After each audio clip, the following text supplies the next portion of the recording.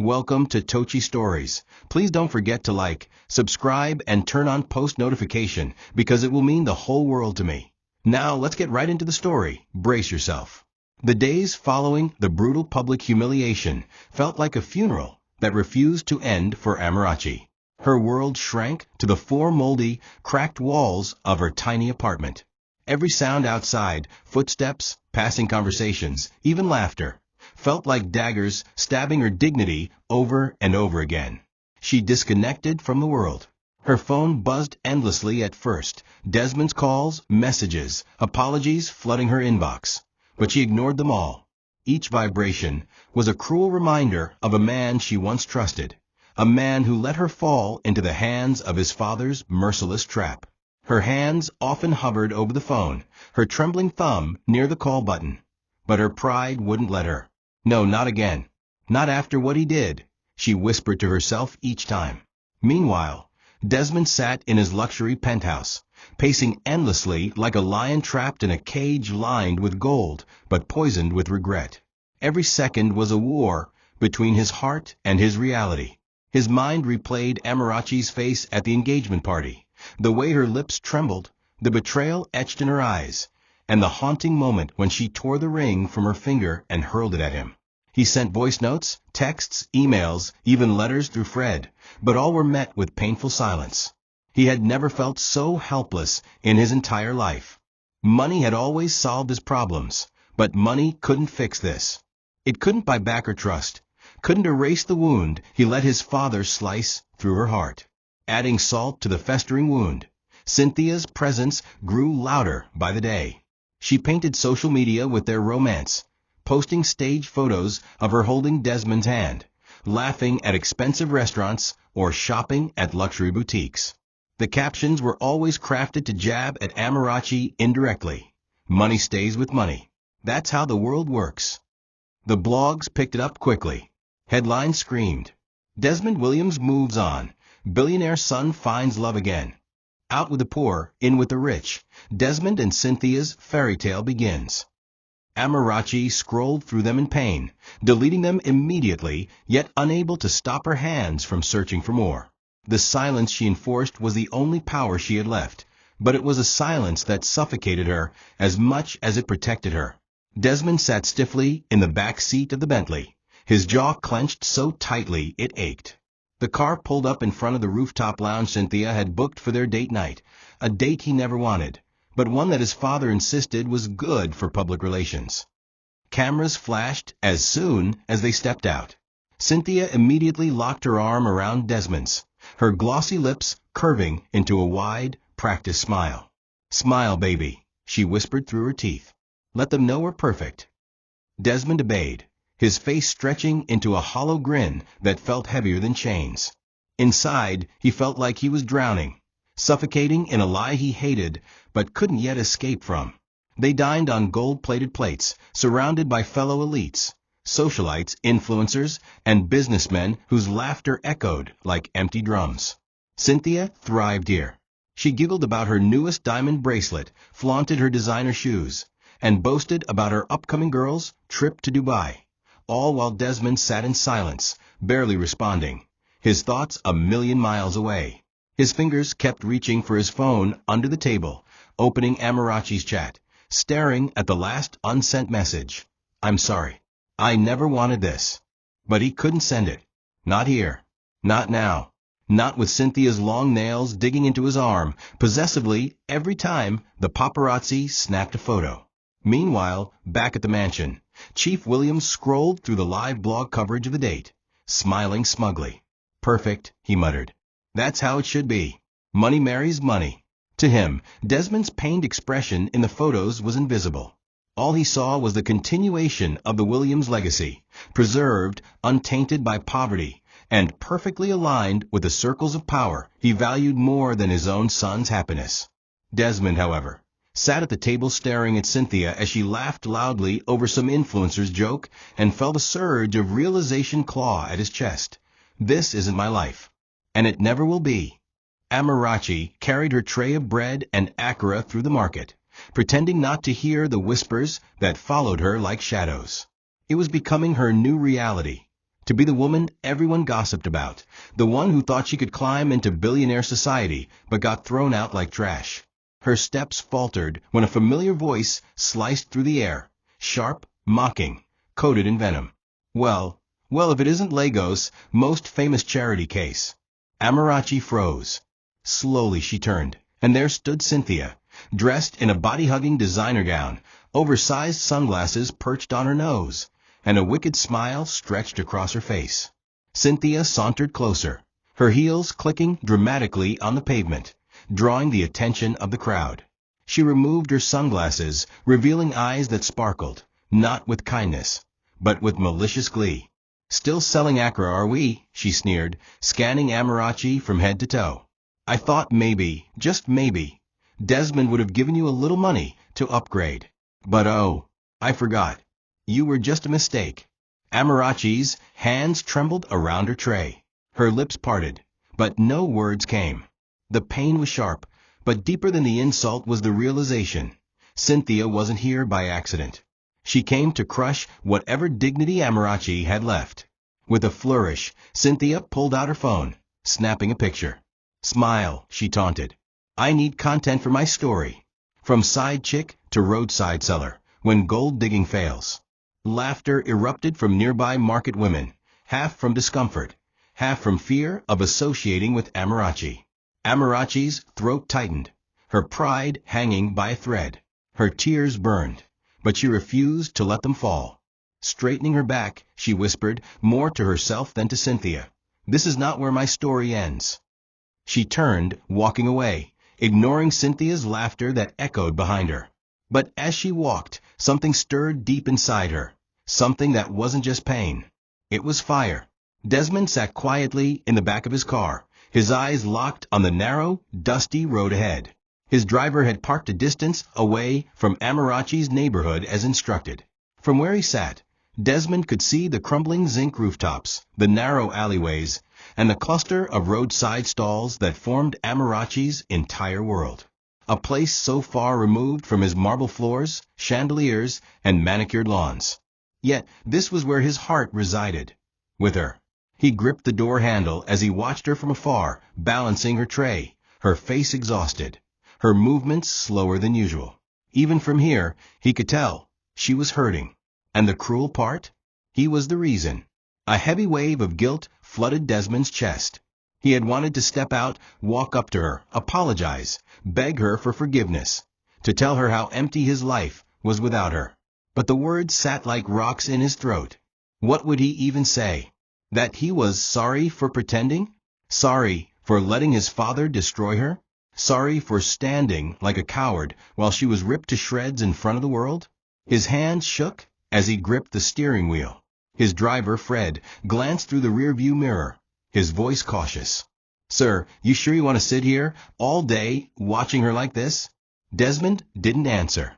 His eyes never left her. Watching her felt like both punishment and salvation.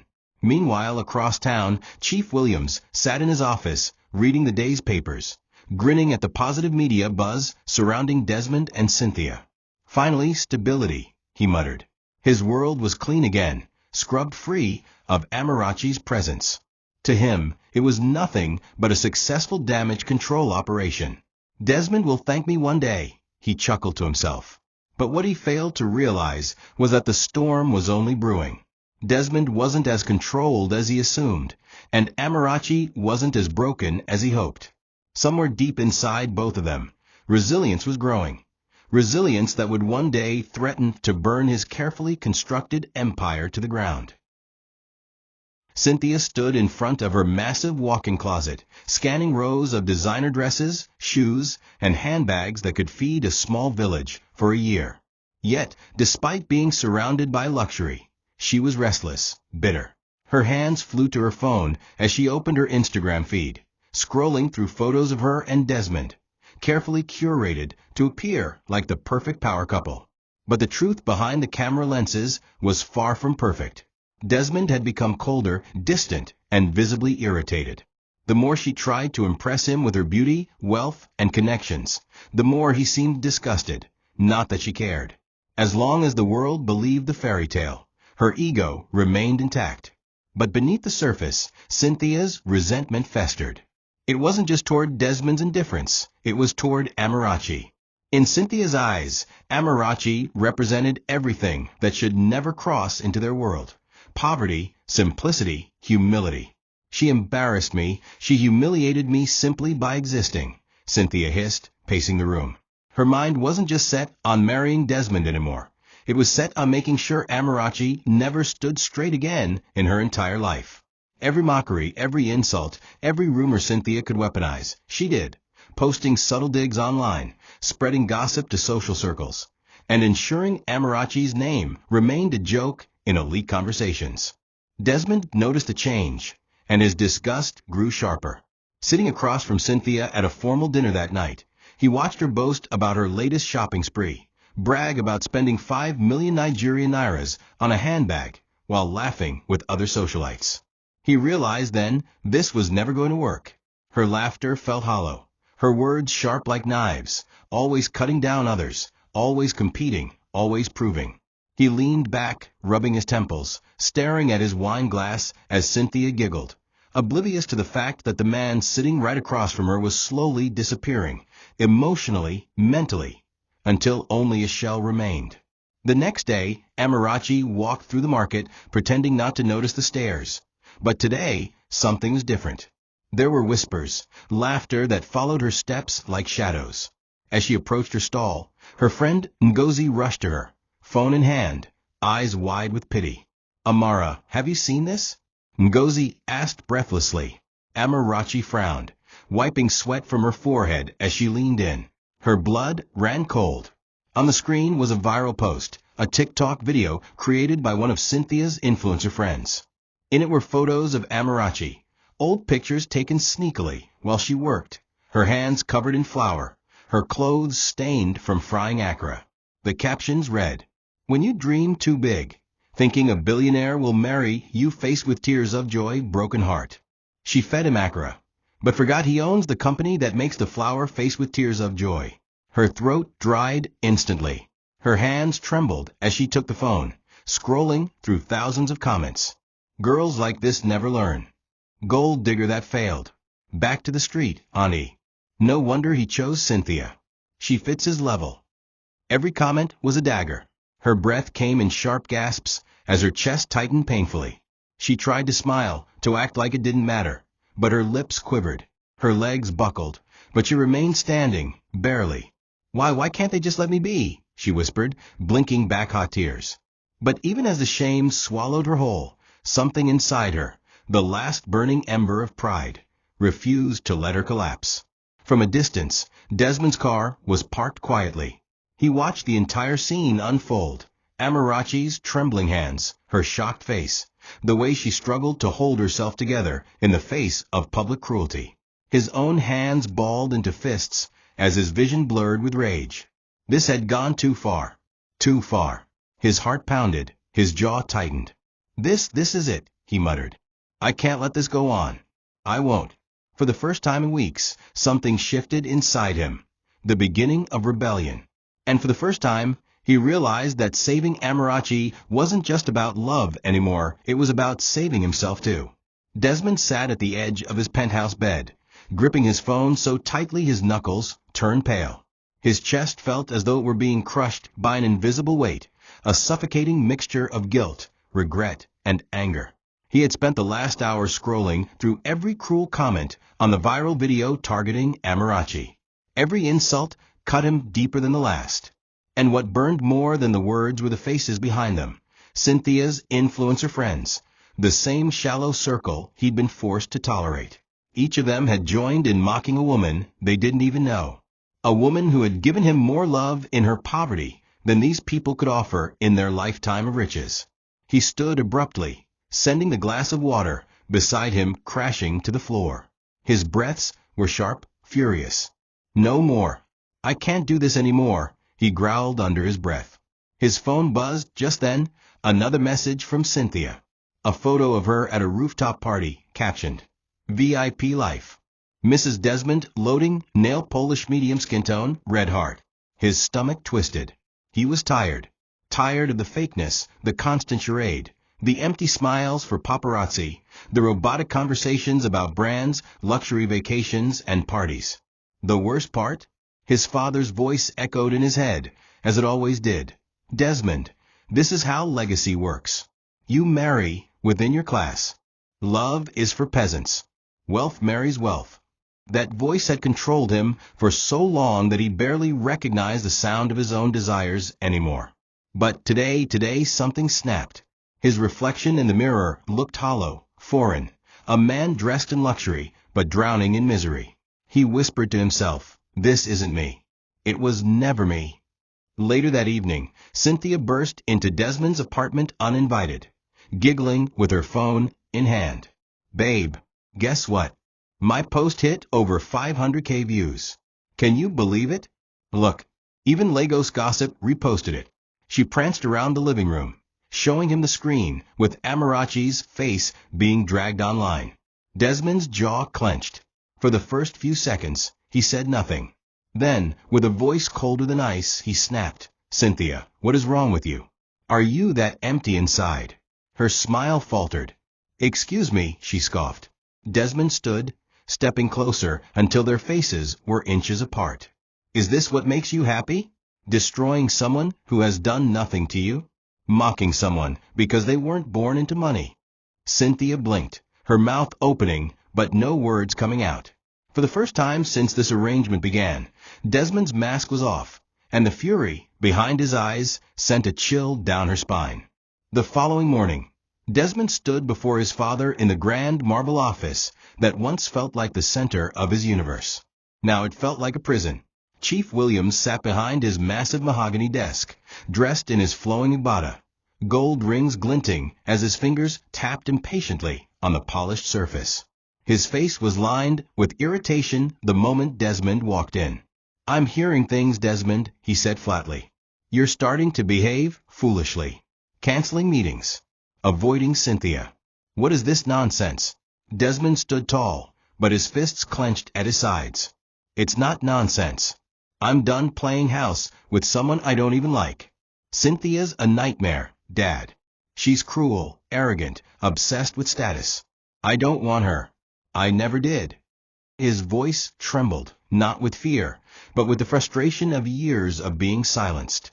Chief Williams' face darkened instantly. His hand slammed on the desk. "Shut up," he barked. "You sound like a child. This isn't about what you want, Desmond. This is about the Williams legacy. About our name. Our empire. You think marriage is about love? Love is for beggars. You marry for power. You marry for wealth." Desmond shook his head, blinking back the boiling anger in his chest. "And what about happiness, Dad? What about marrying someone who actually makes you feel alive?" Chief Williams scoffed, rising from his chair, pointing a warning finger. "Happiness is a luxury, Desmond. And you, my son, were born for something greater than chasing feelings. You don't get to choose. You do as I say." The older man walked slowly around the desk until he was inches away from Desmond, his eyes hard. "You think you're miserable now? Watch what happens if you cross me. I will cut you off. No inheritance. No trust fund. No seat in the company. I'll strip it all away." Desmond stared back, his jaw tight. He knew the threat wasn't empty. His father had the power to do it. And for years, that fear had kept Desmond caged, living a life dictated by wealth and family name. But something inside him had shifted. A flame that wasn't going to die this time. He spoke quietly but firmly. "If that's the price, then maybe it's worth paying." For the first time, Chief Williams blinked, stunned not by his son's words, but by the terrifying realization that Desmond meant it. The pressure came faster than Desmond anticipated. Within days, Cynthia's family was invited for a private dinner. The event was decorated like an engagement party, gold ribbons, floral arrangements, and waiters in crisp uniforms carrying champagne. Cameras weren't officially invited, but somehow the press still showed up, tipped off by someone desperate for headlines. Desmond sat stiffly at the center table, sandwiched between his father and Cynthia, his hands balled tightly in his lap. His heart thudded painfully against his ribcage as he stared at the velvet box in front of him. the engagement ring. It felt like a handcuff. Cold, heavy, unwanted. The dinner dragged on with endless conversations about business mergers, luxury properties, and political connections. Cynthia was in her element, laughing loudly, bragging about future vacations, and clinking her wine glass every few minutes. Desmond barely heard a word. His head was pounding. His chest felt like it was closing in. Then, as the main course was cleared, Chief William stood, raising his glass. "Tonight, we are here to celebrate the union of two great families," he announced, smiling proudly. Desmond's fingers dug into his thighs. His breathing became shallow. All eyes turned to him. His father nodded subtly, giving him the cue. "Go on, son. Make us proud." A dead silence filled the room. Desmond's body felt disconnected from his mind as he stood mechanically, picked up the ring box, and turned to Cynthia. Her face glowed with excitement, her hands already covering her mouth in faux surprise. Desmond's mouth opened, but the words felt like ashes. "Cynthia, will you?" His voice cracked. He couldn't breathe. He saw flashes, Amarachi's smile or laughter, her tears, the way she had fed him when the world mocked him. His eyes stung. For a moment, he considered dropping the ring and walking out. But his father's hard glare pinned him down like chains. His lips trembled as he forced the words out. "Will you marry me?" Cynthia squealed, throwing her arms around him as the crowd erupted in claps, laughter, and flashes. But Desmond? Desmond's heart broke quietly inside his chest. "This isn't me. But it won't be forever," he whispered silently to himself. By morning, the entire city was buzzing with the news. The blogs were flooded, gossip sites overloaded, and even the newspapers couldn't ignore the headlines. Billionaire son Desmond Williams engaged to Cynthia Okafor, the ultimate power couple. Out with the old, in with the queen. Cynthia claims her throne. No more charity cases. Desmond officially moves on from market girl drama. Desmond sat in his penthouse, scrolling through the endless flood of articles, feeling the suffocating tightness in his chest grow by the second. Every headline was another reminder that he was now publicly chained to a woman he didn't love. Photos from the dinner were everywhere. Him on one knee, Cynthia dramatically covering her mouth in stage surprise, and his father beaming like he had just won a political election. His phone buzzed with congratulatory messages from family friends, business partners, and strangers he didn't care about. Everyone was celebrating a lie. Everyone but him. In a tiny room across town, Amarachi sat on the floor, her back against the wall, her hands trembling as she scrolled through the same headlines. Her stomach twisted painfully with each photo. There he was, the man who once told her she was the most beautiful thing in his world, now on one knee, smiling at another woman like she had never existed. Her throat closed up, suffocating her with emotions too heavy to bear. She slammed her phone down, gripping her knees as the sobs broke through. Her chest heaved violently, tears pouring down her face as the crushing weight of betrayal consumed her. Why did I believe him?" she whispered between gasps. "Why did I ever think I was enough?" Cynthia, on the other hand, was living her best moment. Her Instagram was a battlefield of likes, comments, and congratulations. She posted photo after photo, flaunting the enormous diamond ring that now sat on her finger. Every caption was a dagger aimed at Amarachi without ever mentioning her name. Some of us are born for this. Others just dream and fail. A king belongs to a queen, not to a charity case. Cynthia pranced around her luxury apartment, her laughter sharp, mean, and hollow. In her mind, this wasn't just an engagement, it was total victory. Desmond sat at the rooftop bar, staring into his untouched glass of whiskey as Lagos city lights glimmered beneath him. Around him were Cynthia's friends, loud, shallow influencers and trust fund kids, celebrating the engagement like it was the coronation of a new king and queen. Cynthia sat beside him, her hand locked possessively around his arm, laughing at meaningless conversations about designer bags, upcoming yacht parties, and which politician was sleeping with which socialite. Desmond's ears buzzed, his skin crawled, but he smiled. A fake, exhausted smile that barely stretched his lips. "Pretend, just breathe, just survive this," he told himself over and over. His phone sat face down on the table, but it vibrated incessantly. He already knew what it was: messages from his father, reminding him to show up for press interviews tomorrow, and business partners offering congratulations laced with reminders about pending deals.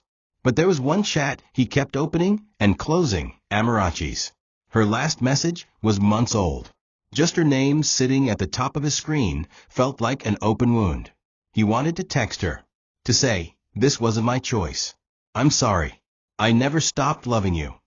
But what right did he have? After everything? Would she even read it? Would she care? He doubted it. Yet her silence haunted him more than her words ever could.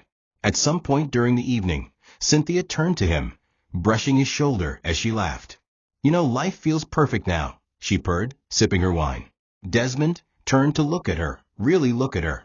The overly polished nails, the surgically sculpted brows, the $1,000 extensions, the hollow eyes filled only with vanity and pride. He realized something terrifying. Even in her prettiest moments, she was the most empty person he'd ever met. And somehow, he was now her fiancé. This can't be my life, he thought bitterly. No, this isn't how it ends. Beneath the laughter and the flashing cameras, something hardened inside him. A quiet vow that this lie wouldn't survive for long. A week later, the market was busier than usual, but Amarachi noticed the unusual hush that followed her every step. Whispers rose like wildfire, eyes followed her, some pitying, others mocking. As she adjusted her tray, she turned and froze. Cynthia stood at the entrance of the market, surrounded by two equally overdressed friends, her heels clicking on the dusty pavement, a malicious grin stretched across her face. She held out her perfectly manicured hand, flashing the engagement ring dramatically toward anyone who cared to look. "Look what money buys," she said loudly, her voice dripping with cruelty. "Class, beauty, status, things money can't fake." Her friends laughed, clapping like trained seals. Amarachi stood frozen, her lips trembling but refusing to move. Her fingers tightened around her tray until her knuckles went white. Her chest burned with shame, pain, and helplessness, but she refused to drop a single tear in front of this woman. "Leave me alone, Cynthia," she managed, her voice low but firm. Cynthia smirked, stepping closer until there was barely a foot between them. "Oh, darling, why would I? I just wanted you to see it up close. This is what winning looks like. You're just a sad little mistake in Desmond's past." Her words were sharp, calculated, designed to crush whatever pieces of dignity Amarachi had left. The market women watched silently, some pretending not to see, others shaking their heads in pity. Amarachi felt her knees threaten to buckle, but something stubborn within her kept her upright. "You might have his ring," she whispered, "but you'll never have what I gave him. You can buy everything, Cynthia, but you can't buy the kind of love that was real." Cynthia's face stiffened for a moment, just a moment, before twisting back into a cruel smile. "Keep your useless love. It never paid the bills anyway," she hissed before turning on her heels, leaving laughter and humiliation in her wake. As Amarachi stood there, trembling, she realized that this wasn't just about Desmond anymore. This was a fight for her dignity, for her name, for herself. Desmond stood by the floor-to-ceiling window of his penthouse, staring out at the city skyline, but his mind wasn't there. His reflection stared back at him, hollow, burdened, and suffocating. In the distance, the chaos of Lagos continued, cars honking, neon lights flickering, life bustling, but none of it touched him. His life, for all its wealth, felt like a prison now. A perfectly decorated cage made of glass, marble, and expectations. His father's words echoed in his head, the constant reminder of duty, family name, and wealth. But for the first time, Desmond realized he was done. Done being the puppet everyone pulled the strings on. Done living a life crafted by others, even if it meant losing everything. Cynthia had become unbearable. Her constant presence, her laughter that grated his nerves, her obsession with brand photo shoots, luxury parties, and how many blog headlines she could generate each day. It was exhausting. Every conversation was about her, what she wanted, what she needed, how the wedding must be bigger than any wedding Legos had ever seen. Not once did she ask if he was happy. Not once did she care. And his father? Chief Williams had tripled his pressure. Board meetings were laced with passive-aggressive remarks about family duty. Phone calls ended with ultimatums. Even Desmond's emails were monitored, quiet threats always hanging in the air. One wrong move, and I'll strip you of everything, his father had warned. But Desmond had made a decision in his heart. If peace only came by losing everything, then he was willing to pay the price. Quietly, Desmond began cutting ties behind the scenes. He started shifting funds into private, undisclosed accounts his father couldn't trace. He reconnected with old friends, people outside the suffocating world of Lagos elites, developers, engineers, small investors, people who could help him build something real. Something that wasn't tied to the Williams empire. Slowly, subtly, he began distancing himself from Cynthia. Canceled dinner plans. Ignored calls. Showed up late to media appearances. Every fake smile grew thinner. Every scripted, "I love you," felt heavier on his lips. But the world didn't know yet. Not the blogs, not the influencers, not even his father. Desmond's rebellion was quiet, but the storm was coming.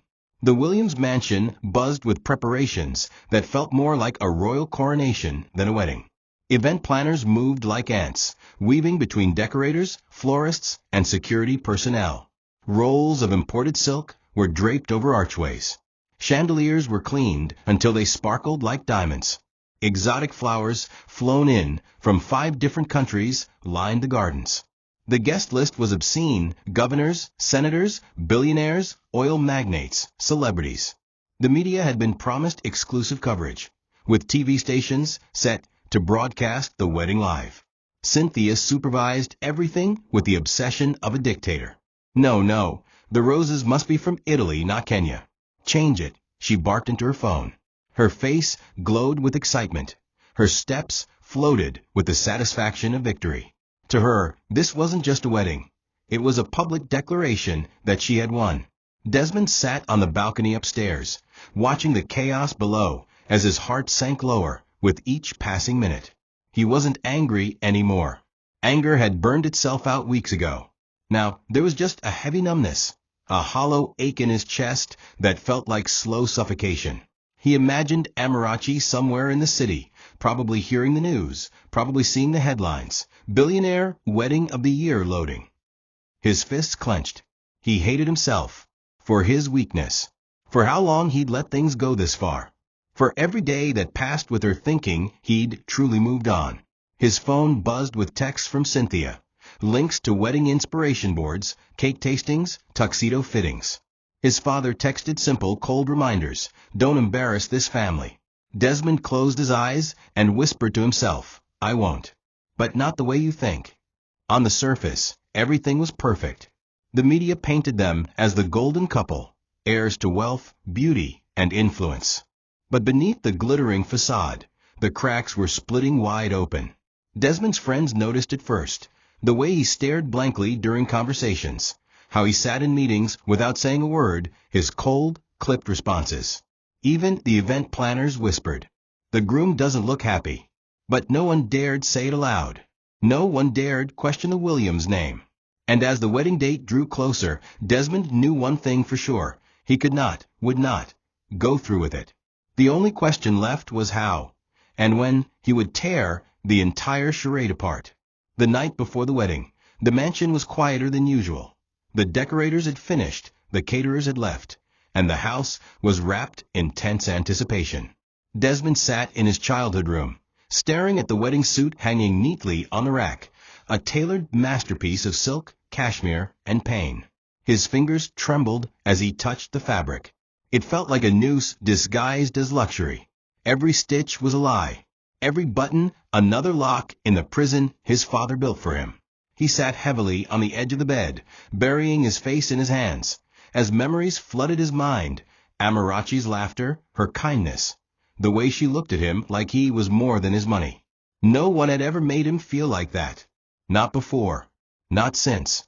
He stood abruptly, pacing the room, running his hands through his hair as his heart raced. His mind screamed at him, "Walk away. Leave. Run." Do it now. But then came the doubts, the crushing weight of everything at stake. His inheritance, his position, his family name. Would he survive losing it all? Could he rebuild from scratch?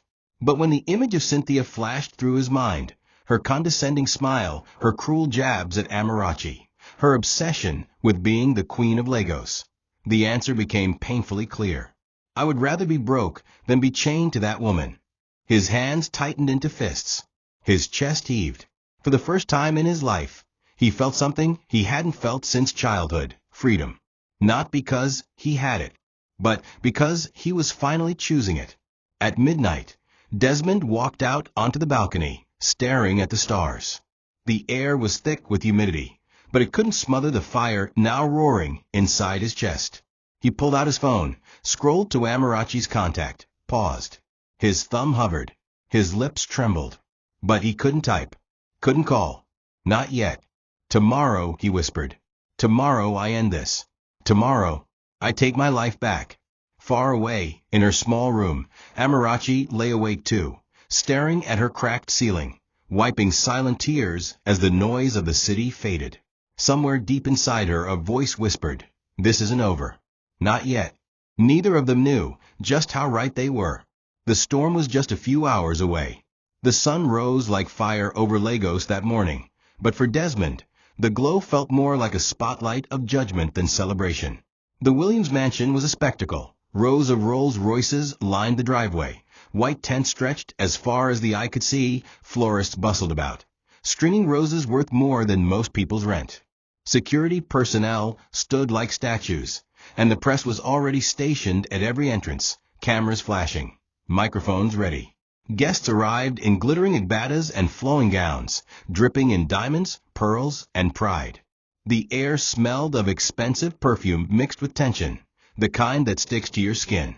But amid all the noise, laughter, and fake smiles, one thing was unmistakably clear. The groom wasn't smiling. Desmond stood in the dressing suite staring at himself in the mirror. Or rather, the stranger staring back at him.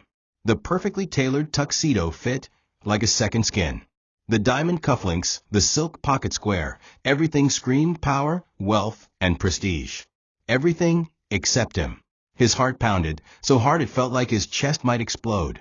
His hands trembled, his vision blurred, and his throat was so tight it hurt to breathe. He could hear the wedding planner's voice outside. 5 minutes to go. Everyone places.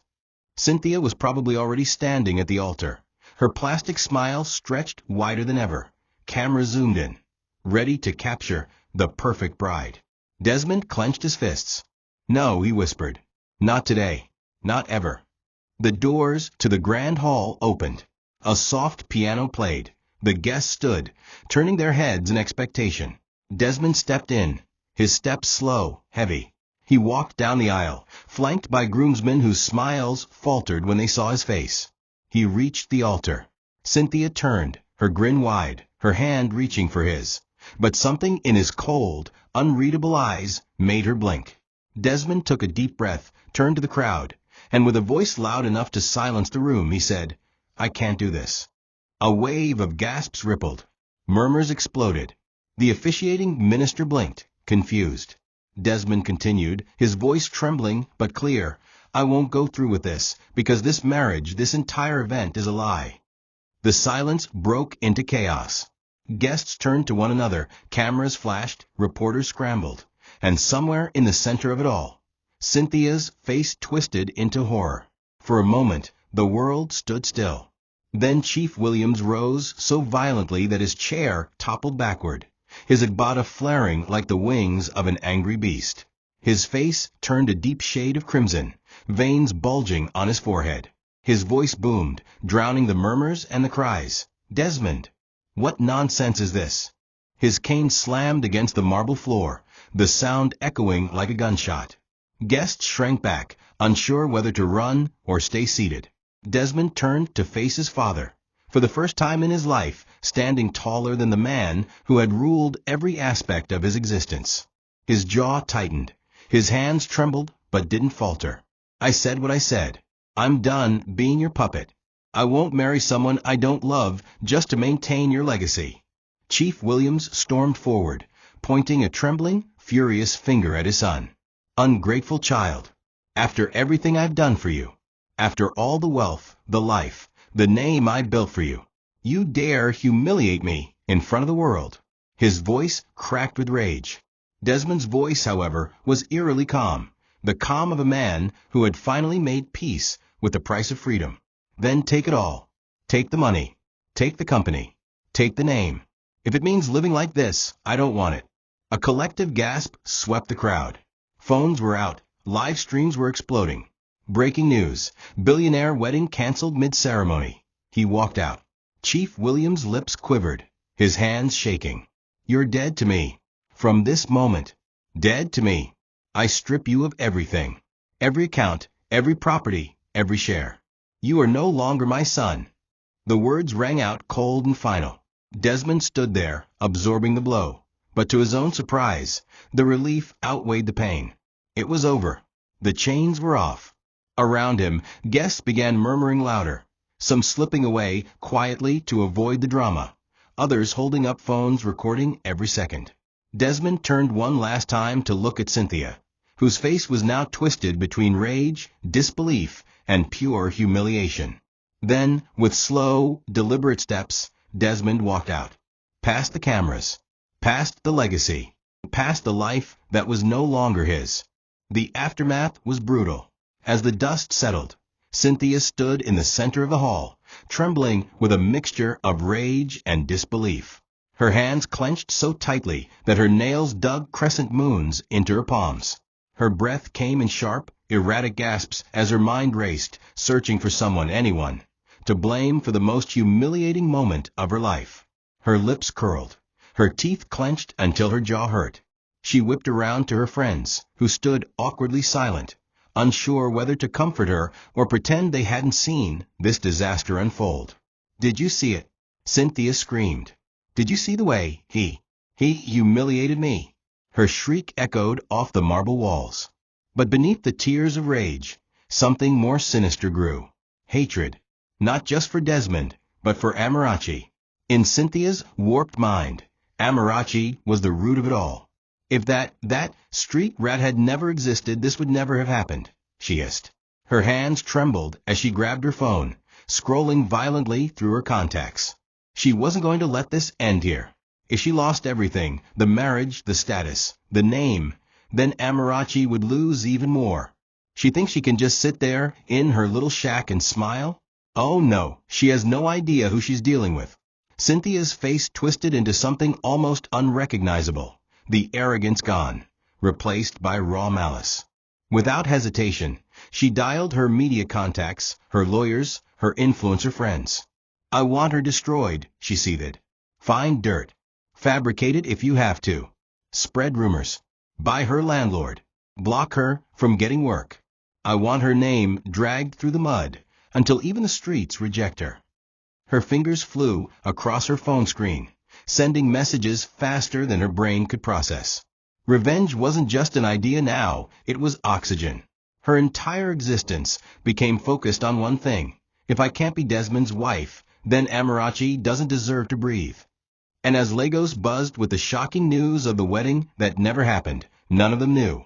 The real war had just begun. Desmond stepped out of the Williams mansion with nothing but the clothes on his back, his heart pounding with a strange mixture of fear and freedom. For the first time in his entire life, there were no bodyguards flanking him, no fleet of luxury cars waiting, no entourage trailing his steps. The chauffeur who had driven him for years wouldn't even meet his gaze now, as though wealth was the only thing that ever made Desmond human in their eyes. His phone buzzed, but this time it wasn't the flood of congratulatory messages he was used to. No, it was bank alerts, account frozen, access denied, card declined. Every financial tie to the Williams name was severed in seconds. It was real. The life of privilege was officially gone. Standing by the roadside, Desmond looked around, realizing with a pang that the Lagos he'd always driven past in tinted glass was a very different Lagos when seen through the eyes of an ordinary man. The noise was louder. The heat felt heavier. The stares felt sharper, some curious, some judgmental. He inhaled deeply, forcing himself not to panic. "This is what freedom feels like," he whispered. "Raw, ugly, but real." But then came the bigger fear. What now? Where does a billionaire's son go when he's no longer a billionaire? His first thought was Amarachi. His hands trembled as he scrolled to her contact. His thumb hovered, but doubt crept in. Does she even want to see me after everything? Meanwhile, in her little room, Amarachi sat on her wooden stool, wiping her hands after preparing akara for the morning. Her phone buzzed repeatedly, neighborhood gossip, forwarded articles, and voice notes, all about the wedding that never happened. Her stomach twisted as she listened to the chaos. Some messages were mocking Cynthia, others were filled with wild rumors. "I heard he ran away during the vows." Can you imagine? Lagos has never seen disgrace like this. But buried among the chaos was the creeping shadow that wouldn't let her breathe: Cynthia's rage. Amarachi knew, without being told, that Cynthia wouldn't take this humiliation lying down. And Amarachi also knew something else deep in her bones. The real battle was about to begin. Night fell over Lagos like a heavy curtain, but the city's heart never slept. Amarachi stood outside her room, staring at the moon through the cracked zinc roof, her mind racing. Her phone buzzed, a message from an unknown number. She opened it, and her blood ran cold. It was a photo of her stall, completely destroyed, burned, flattened. No caption, no zendanama, just the image. Her breath caught. Her hands trembled. "No, no, no," she whispered. As she rushed outside, neighbors gathered, whispering, "Amara, it's gone. Someone did this overnight. Your stall, it's finished." Her legs gave way as she sank to her knees, staring at the empty ground where her only source of income once stood. But as the shock sank in, something else rose, not despair, but fire. Somewhere uptown, Cynthia sat on her silk couch, legs crossed, sipping champagne, watching the viral video of Amarachi's burning stall circulate. Her laughter was sharp, cruel. "This is just the beginning," she muttered. "You ruined my life, now I ruin yours." Around her, her phone buzzed with messages from paid gossip bloggers, fabricated articles, and rumors designed to destroy Amarachi's name. "I don't care what it takes. I don't care how illegal it is. I want her done. I want her crying. I want her finished." Her face twisted in anger, her pride wounded so deeply it mutated into obsession. Cynthia had lost the man, but she refused to lose the war. As far as she was concerned, there would be no peace until Amarachi was wiped from the face of Lagos society. But across the city, under the flickering streetlights, Desmond walked slowly toward a small, run-down neighborhood, no longer a billionaire, no longer a prince, but a man stripped of everything except one thing: his love for the woman he once failed. He didn't know if she would forgive him. He didn't even know if she would open the door. But he knew one thing: he was never going back. And as he approached the rusty gate of her compound, his heart pounded with something new. Not fear, not shame, but resolve. At the same moment, Amarachi stood in front of her ruined stall, fists clenched, eyes burning, whispering to herself, "They tried to bury me, but they forgot I'm the seed." To be continued in part 3. Thank you for watching this video. What did you learn from this story? Drop it in the comments. Please make sure you like, comment, and subscribe to my YouTube channel Tochi Stories for more.